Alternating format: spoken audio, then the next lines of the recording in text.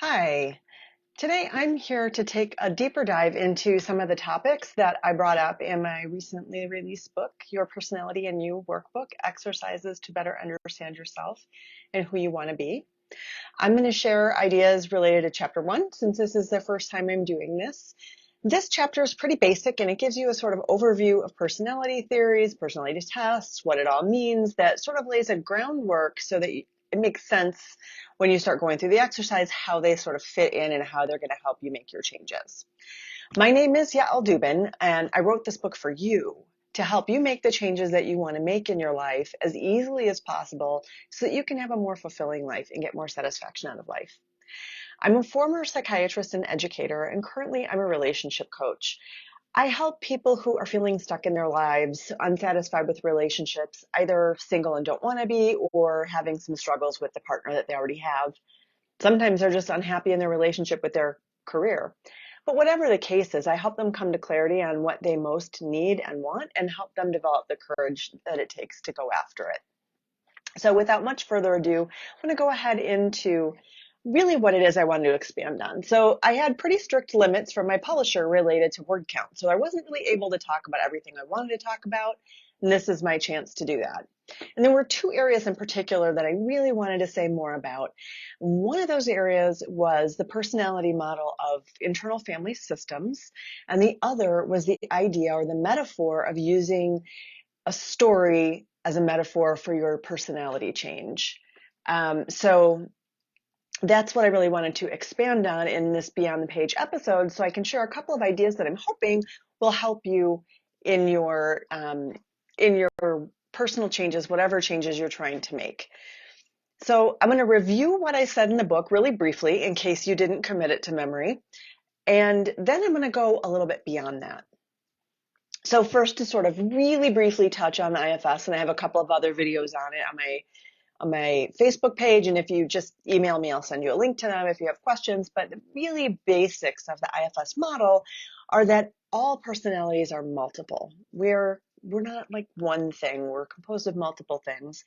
And at the core of our personality is what's called self-energy. And self-energy is really that wonderful, beautiful, flowing source energy. So it's composed of the 8 C's, what they call it in IFS: calm, clarity, connection, compassion, creativity, curiosity. Let's see what I missed. Oh, courage and connection. So it's all of those 8 C's, and that's who everybody is at the core of their being. You, me, everybody. It's just that we don't always show up with those qualities. I'm sure you know plenty of people who never show up with them, and I'm sure they're making the news these days. And then you know that you don't always show up with them. So what's that about? That's about some other parts. We have other parts that are protectors, and then we have the vulnerable parts that those protectors are safeguarding, and those are the exiles. And the protectors themselves are sort of come in a couple of varieties. There are managers who sort of get things done and take care of our day-to-day and, keep things level. They manage. That is their job. And then there are firefighters, and their job is to step in when one of the vulnerable exiles feels threatened. And they step in ways that are sort of reactive. Just like a first responder, they feel like they're the ones that are going to rescue everything and they should have control. They're the ones that are more likely to drive a lot of the problem behaviors like binge eating, binge drinking, acting out of all kinds, self-injurious behaviors for some people. And those are protectors. And then we have the vulnerable exiles, and those are parts that carry the wounds from the past. They carry hurt feelings, they carry longings and desires that weren't safe to reveal a long time ago, and they're under the surface as well. So that's the IFS model. And I want to expand on that in a minute, but before we do, I want to talk about the personality or your personality potentially as a metaphor that we can use, such as a story you tell yourself. And I use throughout my book the concept of a story to talk about your personality and your personal growth journey, sort of on the, like, kind of riffing on the motif that Joseph Campbell came up with in A Hero with a Thousand Faces. So that's a great that's a great great place to start with right there. This metaphor is fabulous, but I used predominantly adventure stories, and so there's a little limitation there, and I want to go into some other things. So I want to pretty much say, let me grab my notes real quick. Sorry, I can't really do all this without notes yet, because there's a lot actually that I wanted to say. So the first thing I want to say is, in your new story of you, and even in your old story of you, there are no villains. There are no villains. There are no bad guys. All of your parts, even the most troublesome one, even the ones you wish you didn't have and other people wish wouldn't show up, every single part only wants what's good for you. They're all trying to help you without exception. Or if there are exceptions, there are very, very, very few. The problem is, since they're parts, they only see part, and they only have access to part of your whole skill set. So they're very partial. They don't see the big picture, and they're not like operating from your full capacity. The goal in personal growth isn't to eliminate them. And it isn't to get them to change what they carry or how they hold on to things. Really what it is to integrate them, to get to know them better so that you can get some of that information that they have, and you from a place of self can take that into account and then think about how you want to respond to that. And when I say that you have no villains, I'm kind of reminded of this beautiful quote by Rainer Maria Rilke. And I'm going to read it from my notes so that I don't butcher this. Perhaps all the dragons in our lives are princesses who are only waiting to see us act just once with beauty and courage. Perhaps everything that frightens us is, in its deepest essence, something helpless that wants our love. Your parts are that something helpless. And no matter what you think your inner demons are about, they are, and no matter how vicious they can be when they attack, there is something helpless about them, and they just need love. So there are no villains in your story. All parts are welcome. And it's really important that you start to learn ways to cultivate self-energy and to bring it forward when you need it. Calming yourself, connecting with someone that you care about, being compassionate to that part that wants what's best for you so badly and has a limited understanding of how to get there. Whatever it takes for you, and whatever your easiest way. Curiosity is another really easy way. Oh, I wonder what that's about. So whatever it takes for you to get there. Anytime you can conjure a little bit of self-energy and show up in that space and just be present to your parts, you're giving them the love they need. And when you have self-energy, you have courage. And that goes back to the Rainer Maria Rilke quote too. Self has courage. And those parts of us that formed a really long time ago, they formed when we were tiny little children, and they often don't know us as adults. They need to see that we can show up with self-energy and that we can hold this whole swirling system with love, and that will help them learn to trust us as well. Hello, Judy. I see you there. I know there's someone else on, but I can't see who it is. So hello to you both. Um, so bringing that self-energy to your parts and recognizing that there are no villains, there are no bad parts. You don't have to get rid of any of them or change them. You just have to make space for them, hear their valid concerns, and then integrate them from a place of self into how you move forward. Now, the next thing I want to say is that there's a distinction between tragedy versus comedy. And it's super important. I read this one somewhere, that the difference between a tragedy and a comedy is that in a comedy, people figure out what's going on in time to do something about it. And that struck me, and it strikes me again as we're talking about writing a new story of you, that I really mostly used the metaphor of an adventure story, and that's like a super tense, gritty thing, which is great, and it does go with the motif that Joseph Campbell brought up, which is wonderful as far as it goes. But I really want to help people create comedies. I don't really want dramas. I don't really want tragedies. And in order to be in that place of creating a comedy, you have to be willing to see what's going on in time to do something about it. And what that means is really cultivating your self-awareness and being aware of your parts, what they need, how they operate, so that you can come back to self-energy in time to keep those parts from doing destructive things that are going to hurt yourself and the people that you care about. So let's see where else we are. So yeah, let's see. Yeah, and I've already said this, but I want to just say it again. What I really want for all of you who are watching this and all of my clients is to have more laughter than tears, to turn your story into that comedy that you see what's happening and that you can come with gentle self-awareness to those parts that need you, those struggling parts, and just be present to them, recognizing they're not villains and seeing that all they need is for you to have the courage to love them and to integrate their information. So that's great. Well, so how else do you create a comedy? Now, when I start to think about creating a comedy, not only do you want to have that self-awareness to see what's happening in time to do something about it, to keep yourself from like having an explosive situation.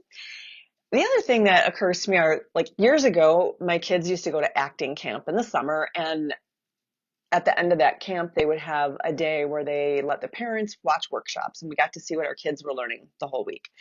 And I got to watch my kids do an improv workshop, and I learned the 3 rules of improv, which made a super big impact on me. Because really, what is life? It's improv, right? It's not planned in advance. No script is written. We're just always in scenes with other people, winging it. That's what we're doing every day at the grocery store and in our closest, most important relationships. We're sort of off script all day. So, what are the 3 rules of improv? The first rule: say yes. Don't say no. Hi, Julie, because the word no is a scene stopper. Say yes to everything. Second rule of improv: the most important person is your scene partner. Third rule: it's all about the save.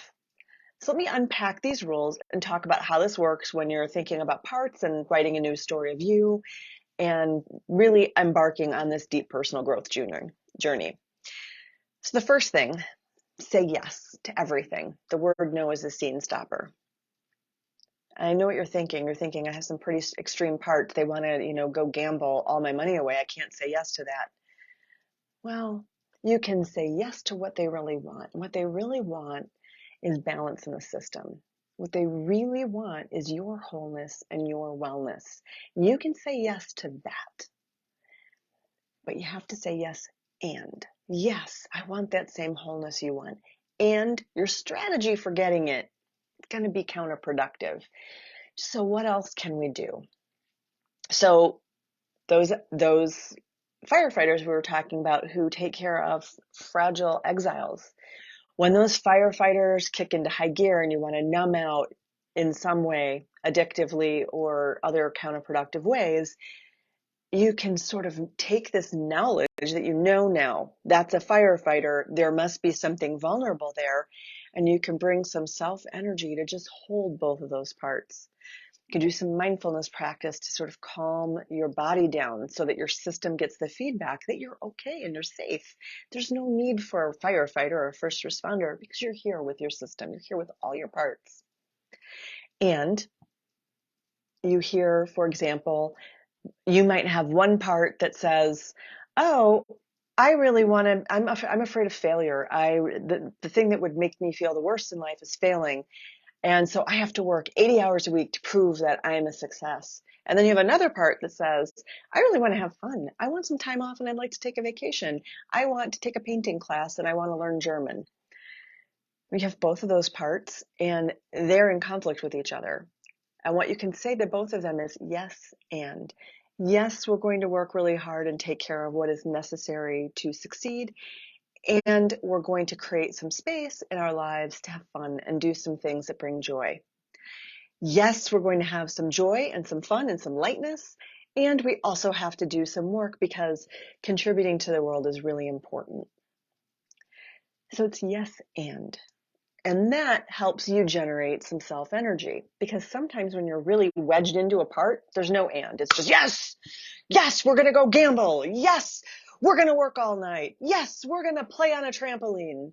But we have to come back to and. Yes, and. Yes, and. And what's the and? What's the other part that's in there? So the second rule of improv is that the most important person is your scene partner. And in life, your scene partners, you have tons of scene partners. They're all the parts within you, all of your exiles, all your protectors, all of these tender parts, all these angry parts. They're your scene partners too. What they feel and need matter. So it's important that you are able to take what they're going through into consideration and do that yes and thing.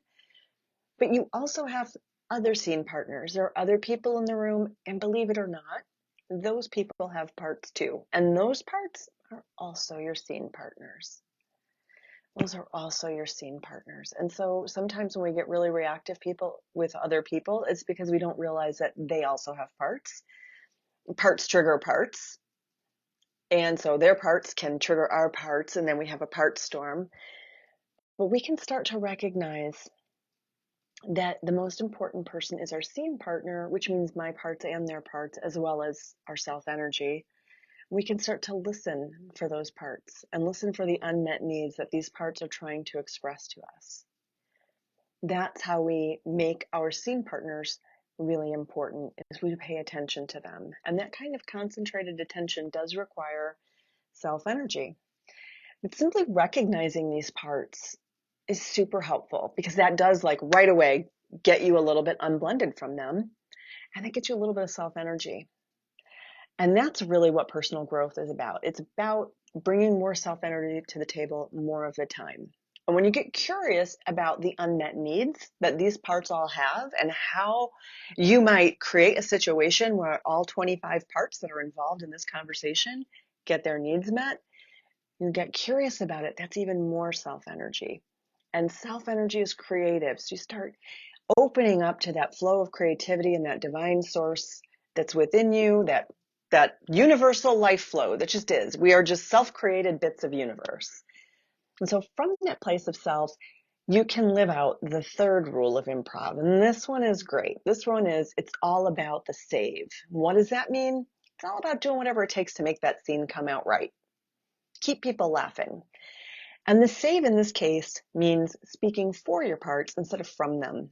Saying, I have a part that's hearing this as criticism right now, and I'm wondering if you could sort of clarify for me what you're trying to say. I have a part that's feeling really scared right now, and I need to take a minute and just hang on. I have a part that's really needing your attention. If you have a few minutes, I'd love to hang out with you. And if you don't, that's okay. I'll take care of that part. So that's speaking for your part. I'm tending to your parts from a self-led place. I know that it's my job to take care of my parts. I might want someone else's attention for a minute, but if they're busy, that's okay. I'll take care of that part that's a little bit needy right now. That spaciousness, that connection that we have from self is really what our parts need. And the fact that that third rule is it's all about the save, not only are we responding to our parts in a way that makes them a priority, we're also responding to the parts of other people. We're listening for their unmet needs. We're really paying attention to how we can meet those needs or how those needs can get met in the scene, and paying attention to that bigger picture. Instead of getting in our narrow reactive place, we're in our wide place. So you can listen for the parts that are speaking. If you have a person that you're in conversation with that is familiar with parts language, you can use that with them. But even if you're not, you can use some of the tips and tools that I give my clients for working with parts on their own independently. And if you're curious about those, drop me an email. You can message me at yaelh817@gmail.com and just ask me, and I'll send you my little one-pager on how to work with parts. So when you remember these three rules of improv, coming from a place of self, and you recognize that there are no villains in the story, actually. You don't have to make it a really tense drama, a really tense adventure story. You actually can lighten it up a little bit and be playful and have a comedy. You can see what's going on in time to do something about it and to prevent and to back away from situations before they get too tense. Now, keep in mind, this is all about progress, not perfection. You're not going to hear this talk and go get it perfectly forever. Really, what I'm doing right now is planting seeds. And you may go out there and try this, and it may be an epic fail, and you might be like, oh, I need more mindfulness, or oh, I actually need a coach, or I need something else, or that didn't even work for me, and I can't think of anything that I can do with this idea. Totally okay. But if this idea works with you, just play with it a little bit if it appeals to you. See if there are any adjustments that you need to make to make it really your own and make it work. And hopefully at the end of playing with it a little bit and playing with this idea and doing a post-action review, you can start to take your inner world seriously, but not personally. And what I mean by that is really do pay attention to it. Take it seriously. Validate those parts and their concerns and their perspective. They all are here for a reason. Don't take it personally. Don't think this part says something bad about you, and don't think that this part has to have its own way and the first thing that comes out of its little mouth in your head.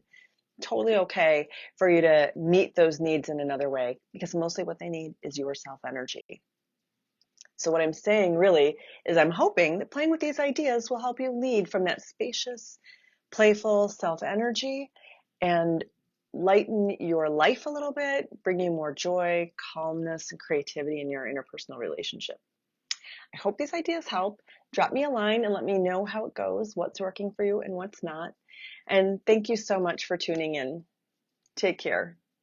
Bye.